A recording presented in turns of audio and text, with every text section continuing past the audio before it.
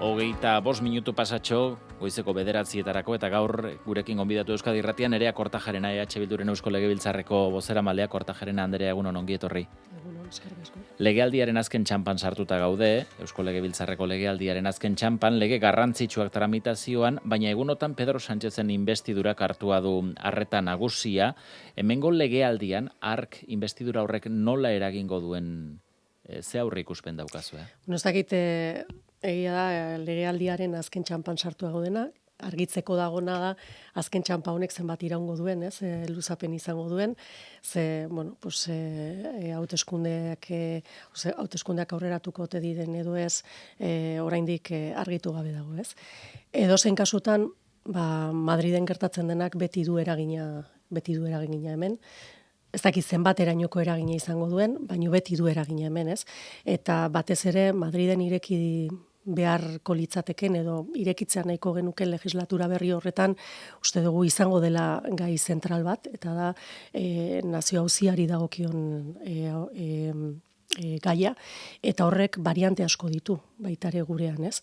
Ze guk esaten dugunean legislatura honetan, Madriden irekitzen den, irekiko den legislatura honetan, auzion nazionala irekitzeko beharra dagoela, eta nolabait Euskal Herriaren aitortza eta rekonozimendua mai gainean egongo direla, eta edo egongo behar direla, ez dugu planteatzen bakarrik ikuspegi identitario batetik. Hori ere bai, ez, guk nazio bat gera eta ala rekonozituak izatean nahi dugu.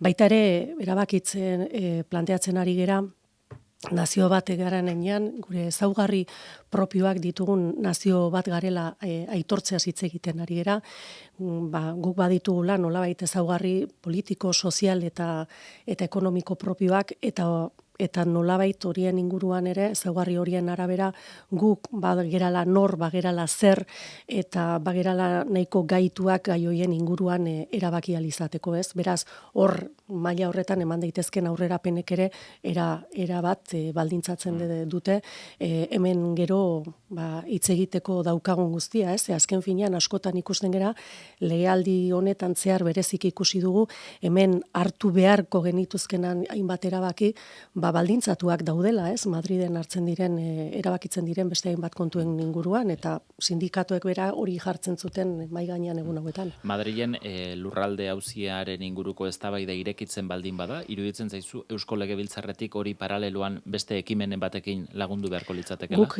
beti esan dugu, eta hala esan genuen politika orokorreko plenoan ere, eta enplazamendu bat egin genion Urkulluri, herri bezala erantzun beharko genukela horrelako auzi batean, ez? Ez dagokiola alderdiei bere posturak agertzea kasu honetan, herri bezala erantzun beharko genukela, ez? Eta herri bezala, artikulatzeko horretan, uste dut Legebiltzarrak ere baditula horretik ere adostasun oso importanteak kontu honen inguruan, eta izan daiteke aukera bat, hortik tiraka, Madridera eraman behar dugun postura hori adosteko modu bat. EH Bilduk bermatua dio baiezkoa Pedro Sánchezi, eskuineko alderdiei bidea izteko helburua bermatzeko, baina horretarako akordiorik izango da. Ari gara azkenengo ordu hauetan ikusten, bai Juntsek, bai RZek esaterako adostutako komunikatuetan nora adostasunen berri ematen duten. EH Bildu ari da horrelakorik lortu nahian, izango da horrelako dokumenturik? Bueno, dakizuen bezala guk azkeneko hilabete luze hauetan argi utzi genuen zeintzan gure postura Madriden.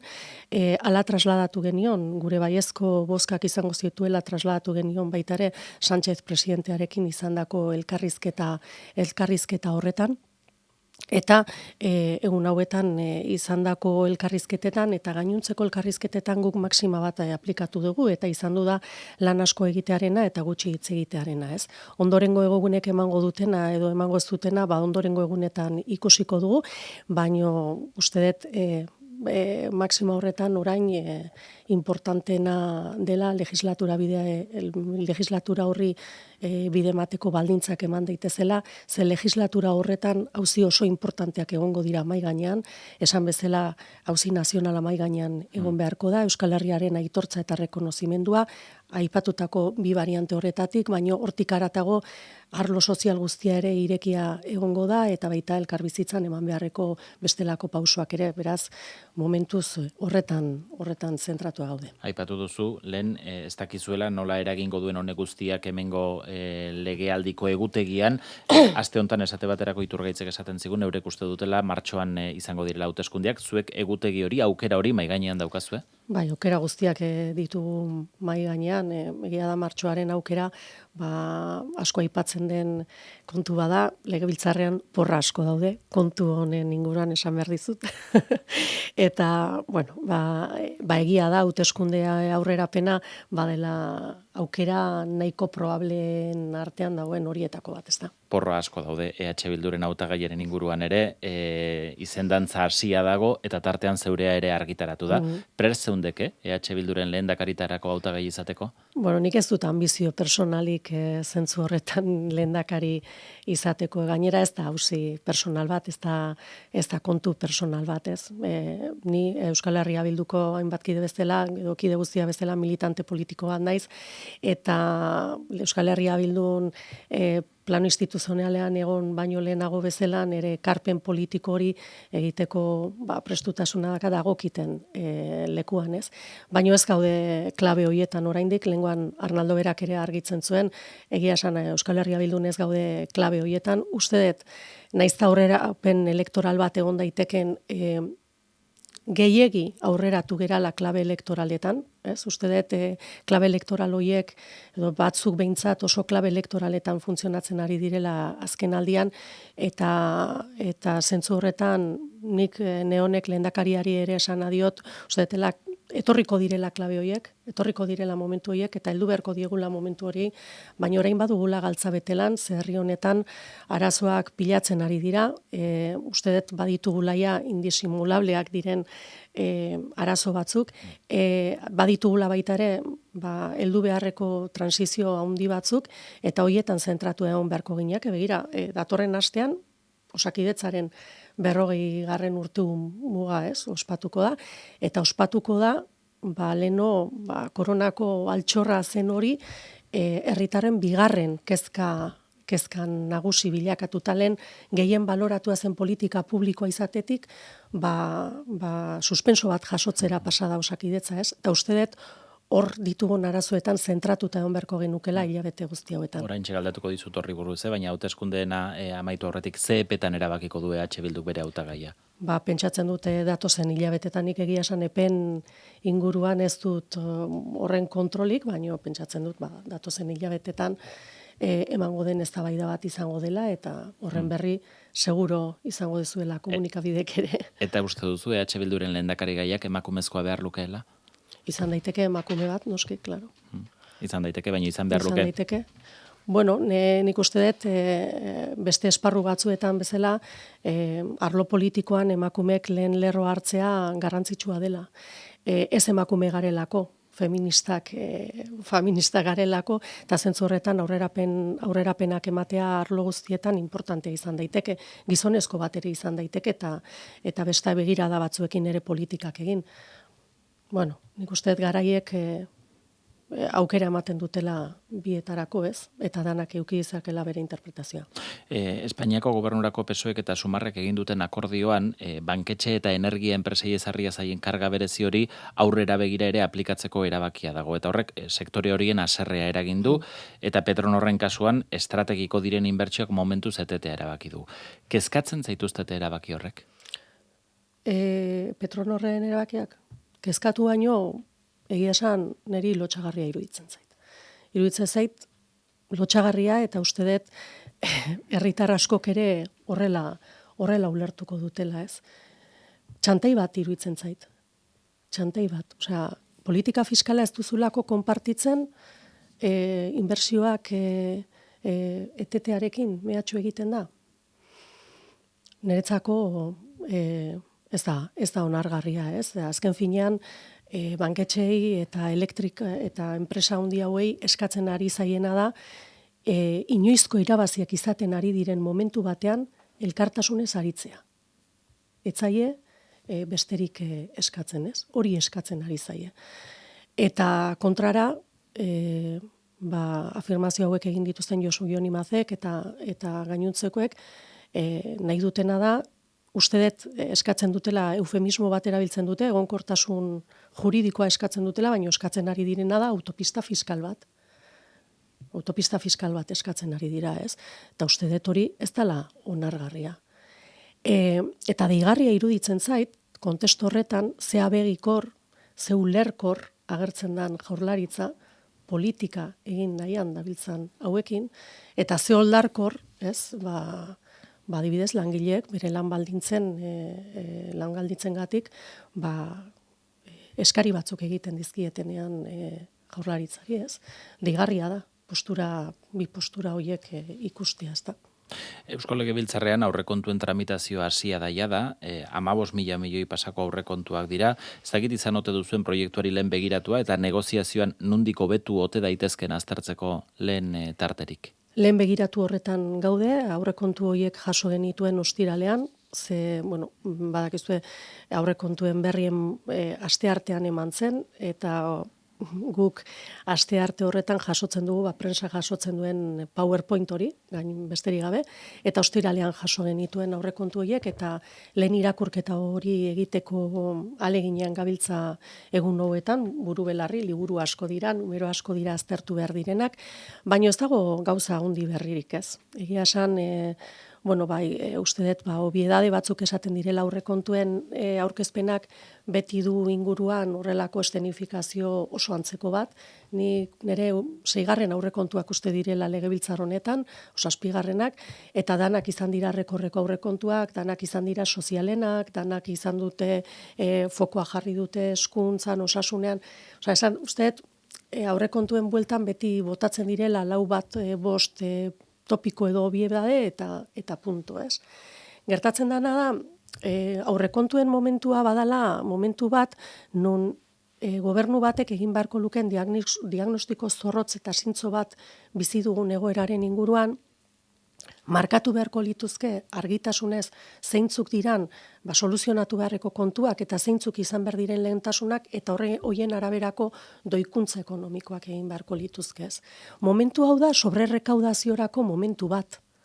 Sobrerrekaudazio bat eman da, koiunturalaren egoera batengatik, inflazio handiagatik gehiago bildu da, eta egia da excepzionala den egoera batean gaudela, diru gehiago dakagu koiunturala den egoera batengatik, baina uste dut hori baliatu egin behar dugula, eskuartean ditugun arazoei behingoz erantzuna emateko, eta egiturazko aldaketa horiei erantzun bat emateko. Ze hori da bide bakarra, gero horiek egonkortu alizateko. Kontraraze ikusten dugu, gobernuak egin duena izan du da, diru gehiago dago, banatzen dut, eta han eta hemen, diru gehiago banatzen dut, baino berdina egiten jarraitzeko.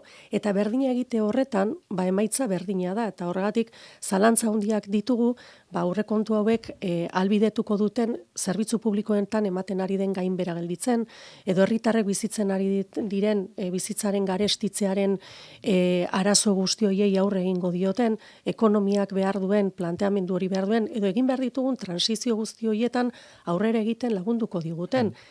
Egun hauetan irratia jaztean zaintzaren ituna entzuten dugu, behin eta berriro propaganda itzela dago kantuaren inguruan. Zaintzaren inguruko partida bat bera ere ez dago aurrekontu hauetan. Orduan, zentzu horretan, guk fokoa jarriko dugu, beste behin ere, egoera excepzional honetan martxan jarri daitezken egiturazko aldaketa horietan, preferentzia ematez, ongizateari, bizitzaren garestietzeari eta ekonomiaren pakete horietan behar diren neurriei. Lehen aipatu duzun osasun sailari dagokionez esate baterako, iaz baino 300 milioi euro gehiago daude aurrekontu hauetan bideratuta, eta inbertsioak ere biderkatu egingo direla biltzen du legetestuak. Ez zaizue iruditzen, badakarrela horrek aldaketarik? Zertarako konkretuki? Hori galdetu beharko litzake ez. 200 milioi zertarako, ze urte osoa pasa dugu entzunez, inbertsio handienak ditugula Osakidetzan, eta urte osoa ikusi pasa dugu jasaten Osakidetzan dauden arazoak. Eta ikusi dugu, ez?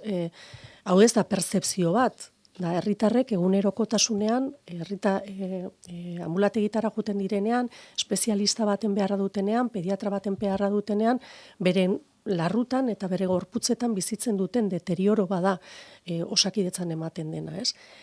Aurreko urtetan ere, iragarpena berdina zan, milioi gehiago, inbertsio gehiago, baino ez dugu ikusi, oinarrian hor dauden arazoei erantzun bat eman zaienei. Etzai eman erantzun bat itxaron zerrenden arazoari, etzaio eman arazo bat, erantzun bat Osakidetzako langileek duten egoerari. Beraz, importantea da, eman behar diren jauzi kualitatibo horiek egiten diren inbertsio publikoak zertarako ondo dagoen definitzea, ez? Uste dut, egiten baldin badugu, hau etxeko ekonomian gertatzen den bezala da, ez? Etxeko zure aurrekontukin ondo definitu behar dituzu lehentasunak. Ze bestela kontua jun egiten zaizu. Bueno, hemen nik uste dut ez datozela bat herritarrek dituzten lehentasunak eta Jaurlaritzak dituen lehentasun horiek, ez? Berdin du hemen ze pasatzen dan, munduan ze pasatzen dan, aurrekontuak eskuadra eta kartagoi berdinarekin egiten direla, ez? Eta hori, bada arazo bat, nik uste dut, esan eta esan ari gera, orain 10 urte bezala ezin dela politika egin garai hauetan, eta aurrekontuak ere ezin dira. Egin orain dela 5, 6, 7 urte bezala. Baina orain dela 2 urte, EH Bilduk aurrekontuak babestu egin zituen. Denak eredu berdinarekin egindakoak baldin badira, nola uler daiteke ordukoa babestu izana eta orain agian ez? Bueno, guk aurrekontu guztietan egiten du analisi zorrotz hori egin eta gero guk gure aldaketarako proposamenak egiten ditugu. Momentu horretan orain 2 urte aurrekontuak aprobatu zirenean, goratzen baldin bazeate pandemia batetik ateratzen ari ginen, eta iruditzen zitzaigun bazela momentu oso importante bat mezu bat helarazteko, ez? Eta batez ere Osakidetzan eta akordio horren oinarrizko piezatako bat ura izan zen, Osakidetzan ematen ari zen gainberari freno bat jartzetuko. Eta kasu horretan adibidez adostu genuen partida bat 30 milioikoa lehen arreta indartzeko. Bai? Adibidez, horretan, aldaketa horiek egitera irekitzen danean gobernua, bueno, aurrekonturatarako akordioak ahalbidetzen dira, ez. Orduan, akordio hori eman zenean, irailean hasi ginen gobernuarekin hitz egiten aurrekontuen buelta honetan. Orain badakigu, prensa bitartez dakigu, sailburuak baduela akordiotarako borondate hori beti esaten den kontu egitako bat izaten da, baino printzipioz azaroaren 9 deitua izango den bilera batera gonbidatu gaituztela esan digute prensak, baina oraindik ez dugu jaso berririk. Ez dugu inolako hartu emanik izan gobernuarekin jakiteko zeintzuk diran batzuen lehentasunak, besteen lehentasunak. Akordioak ez dira bere horretan sortzen. Akordioak landu egiten dira, akordiotarako baldintzak sortu behar dira, asko hitz egin behar da, eta momentuz ez da elkarrizketarako inolako aukerarik eman. Eta hezkuntza legean badago akordiotarako tarterik, zuzenketak batzordean ari direlako aztertzen, eta hizkuntza ereduen inguruan EAJak eta PSek aurkeztutako zuzenkatera dagokienez, zuek erdibidekoa proposatu duzue, ez dakit zeharrera izan duen beste alderdien partetik, lehenengo bueltako kontraste bat eman ote dizueten? Oraindik ez da erantzunik izan zentzu horretan, ez? Guk orain 2 aste hezkuntza legeari aurkeztutako osoko zuzenketei ezezko bozka eman genionean agertu genuen postura bat, eta zan eztabaida hau azken unera arte eramateko gure borondatea erakutsi genuen, ez? Baino egia da tarte honetan joko arauak aldatu egin direla. Eta nik gogoratu nahi dut herri akordio baten oinarritutako lege bat izan beharko litzatekela orain eztabaidatzen duguna, ez? 2022an herri honi uste berri on bat eman zitzaiola hezkuntzaren inguruan, eta uste dut hezkuntzaz ari geranean, ari gerala gure gizartearen vertebrazioan funtseskoa den elementu batetaz, bueno, egin genuena izan zen berri on bat eman, konsensurako elementu batzu jarri genituen mahai gainean, eta gero uste dut herri akordio horren oso kudeaketa kaskarra egiten ari dela, ez? Eta jatu eran momentu batera, nun esaten planteatzen ari dena da, lege hori aprobatzeko nahikoa dela gehiengo parlamentarioa, eta nun joko arauak aldatu egin diren, eta sartu diren tartean elementu batzuk akordio horretan ez zeudenak, eta gainera argi ez daudenak, ez? 5. emendakin famoso hau PNV eta PSek aurkeztearekin eta hizkuntza ereduen eztabaida mahai gainean jartzearekin ere, ez duguna lortu da PSE eta PNVek EAJak bersio bat eta bakarra ematea gertatzen ari denaren inguruan edo dauden asmoen inguruan. Eta baldintza horietan oso zaila da kontu honek aurrera egitea herri akordioen perspektiba horretan, ez? Orduan uste dut gauzak klarifikatu egin behar dirala, ponentzia izan daiteke marko bat hori klarifikatzeko, inkongruentziez beteriko egoera batean gaude orain, bai linguistiko, bai soziolinguistikoki, bai pedagogikoki eta bai juridikoki, arriskutsua den eszenario batean kokatzen gaituena, eta guk mai gainean jarri duguna da proposamen bat hori bideratzeko. Ez dugu erantzunik izan, ikusiko dugu ematen duen horrek. Eta gainerako zuzenketek, orain arte aztertu diren gainerako zuzenketek, EH Bilduk aurkeztutako zuzenketek partzial horiek zeharrera izan dute? Momentuz, egia esateko orain arte, gobernuak planteatutako nolabait posizioetatik doaz onartu diren emendakin gehiena. Beraz, EH Bilduren zuzenketa partzial horiek ez dira onartu? Gauden momentur arte, orokorrean garrantzitsuak direnak momentuz ez. Baina eztabaida oraindik oso hastapenetan dago, Egingarri da? Puntu ontara iritsita eta harremanak puntu ontara arte distantziatuta akordio bat gai honetan? Borondate politiko kontua da. Zan nahi dut, 2 urte eta erdi luze pasa ditugu hezkuntzari buruz hausnarketa sakonak ematen, uste eta hausnarketa zintzoak ematen. Oso eragile desberdinak pasa dira legebiltzarretik, eztabaida oso sano bat eman da, eta uste dut politikan ere gutxitan ematen den eztabaida bat emateko aukera izan dela legebiltzarrean, eta sumatu da denbora guzti honetan bazegoela, ez? Akordio bat erdiesteko borondate hori, eta uste dut zintzotasunez aritu garela, ez? Baina joko arauak aldatu egin dira. Eta joko arau horiek aldatzen diren neurrian ere, ikusi egin beharko da ze pasatzen den, ez? Kontu honek soluzioak behar ditu, baina behar dute soluzio argiak, ez? Guk esan dugu, guk nahi dugu lege on bat, ambizioa izango duen lege bat, ze eskuartean duguna oso garrantzitsua da herri bertebrazioari dagokionean, baina ez dugu onartuko beste logika batzuei erantzuten dien legerik ez. Eta importante iruditzen zait, etorkizuna eraikitzeko lege batetaz ari gerala. Datorren hamarkadan indarrean egongo dan lege bat ezin da planteatu orain 40 urteko edo 1983ko estenatokian. Orduan, teknologia analogikoa zan, orain digitala zan, orain digitala da. Han orduan agertzen ziren ikasgelatan esertzen ziren pupitre batean eta 8 ordu pasatzen genitun, ez, testuak irakurtzeko orain, iraultza bat eman da pedagogian, beste metodologia batzuk erabiltzen dira. Baina eske ikasgeletan, orduko ikasleak 10 hizkuntza genuen edo gaztelera edo euskara, baina orain hizkuntza oso anitzak, oso hizkuntza desberdinak biltzen dira gela bakar batean. Orduan, uste dut, errealitate plurilingüe honetan, errealitate plural honetan, anitz honetan, eztabaidak izan behar dirala 2023ari dagokionak. Ez 2083koari dagokionak. Hain zuzen hizkuntzari dagokionez, larun baterako euskararen normalizazioaren aurkako sententziak salatzeko Euskalgintzaren Kontseiluak manifestazioa du deitua Bilborako, zuek esana duzu joango zaretela, EAJak ere bai, Elkarrekin Podemosek militantei askatasuna eman di horretarako, kaleko aldarri horretaz aparte, erakundeetatik era honetako sententziek marka ez dezaten hizkuntza politika ikusten duzue ezer egiteko aukerarik, ez dakiten Eusko Legebiltzarrean, ez dakiten estatu mailako legediaren bat moldatuz?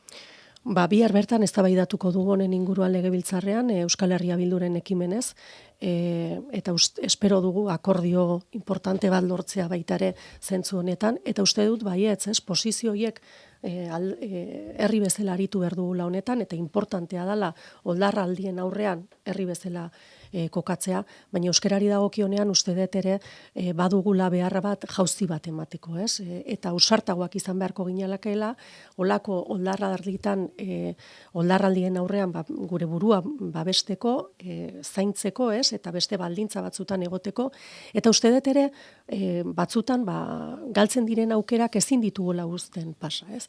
Esaterako burura etortzen zait, orain gutxi enplegu publikoaren legea aprobatu zen Legebiltzarrean. Aukera bikaina genuen orduan Euskal Administrazioa euskalduntzeko eta modernizatzeko, eta aukera hori galdu egin zen. Aukera hori galdu egin zen, eta etzen elementu zentraletako bat bilakatu, eta hori adibidez uste dut horiek badirela aukera batzuk ezin utzi ditugunak pasatzen utziaz. Nerea Kortajarena, EH Bilduren legebiltzarreko bozeramalea, eskerrik asko gaur Euskadi Irratian izateagatik eta hurrengo batera arte. Zuei eskerrak.